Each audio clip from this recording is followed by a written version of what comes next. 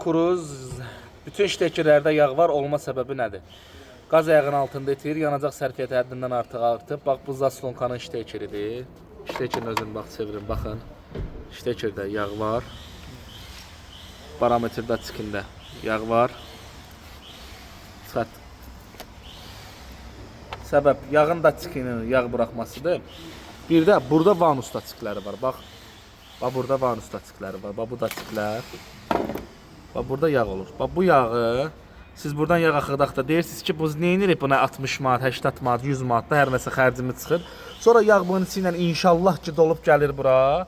Gedir yaxşı sənətkar qardaşların yanına, sizin üçün beyin dəyişirlər, nə bilim detal dəyişirlər, pulu alıb qoyurlar cibinizə. Yəni sizdən pul alır, qoyur cibinə. Ona görə siz istəmirsinizsə gəlir. Bax bində bu beyin radyomlarında da yağ var. Sizin maşında bu gündə bu vəziyyətdə gəlib belə bir ustanın yanına çıxmasın, bu vəziyyətə düşməyəsiniz. Onun üçün birinci növbədə bu vanusun daçiklərində, bu ştekirlərdə yağ olanda bunları dəyişin. Yağın daçikində, ştekirdə yağ olanda 20 manatdır, dəyişin. Dəyişin ki onu bu günlərim qardaşım gəlib bura 400-500 manat xərcləməyəsiniz.